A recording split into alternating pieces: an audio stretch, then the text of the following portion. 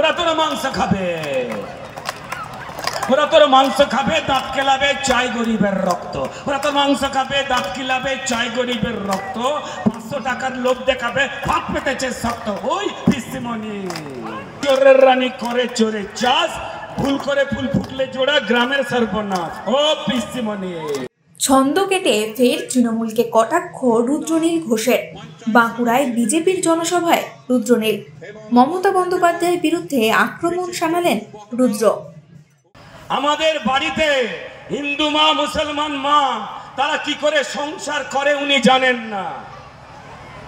আমাদের মায়েরা নিজেরা না খেয়ে ওই হাতা খুন্তি দিয়ে নিজেরা ভাতের ফ্যান খেয়ে নিয়ে চোখে জল মুছে আমাদের পেটে, বাড়ির ছেলেগুলোর পেটে, সন্তানদের পেটে যখন ওই হাতা খুন্তি দিয়ে রান্না করে যখন খাবার খাওয়ায়, আমরা যখন জিজ্ঞেস করি মা খেয়েছো, আমাদের মায়েরা না খেয়ে আমাদের সামনে মিথ্যে বলে।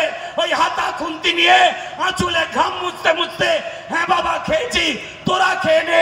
আড়ালে গিয়ে আমাদের মায়েরা চোখে জল মোছে। মমতা বন্দ্যোপাধ্যায়, আপনার কাছে সেই সুযোগ আসেনি, তাই হয়তো আপনি জানেন না।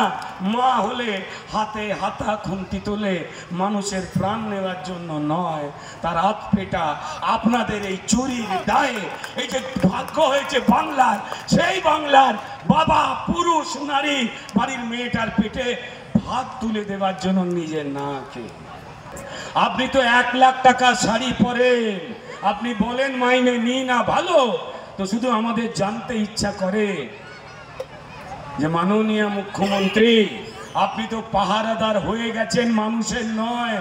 আপনি পাঠিয়েছেন দুয়ারে দূত নয়, দুয়ারে ভূত। যে ভূত মানুষের যা যা প্রকল্প রাজ্য সরকার, কেন্দ্র সরকারের যা পাঠানো টাকা ফন্দি ফিকির করে চুরি করেছে, এই দুয়ারেতে গিয়ে আপনারা ঘাড় মটকেছেন মানুষের। তাই আপনারা দুয়ারে দূত পাঠান না, আপনারা ভূত পাঠান। অন্যদিকে পাল্টা বিজেপিকে বিত্তে ছাড়েনি তৃণমূল। বিজেপি হতাশাগ্রস্ত বলেছেন তৃণমূল নেতা সোমনাথ মুখোপাধ্যায়। আর কি বলেছেন তিনি শুনে নেব। অ্যাকচুয়াল ব্যাপারটা হচ্ছে ওরা হতাশাগ্রস্ত। আজকে মুখ্যমন্ত্রী মমতা বন্দ্যোপাধ্যায় মানুষের দরজায় দরজায় এসে পৌঁছে গেছে, এটার থেকেই হতাশাগ্রস্ত।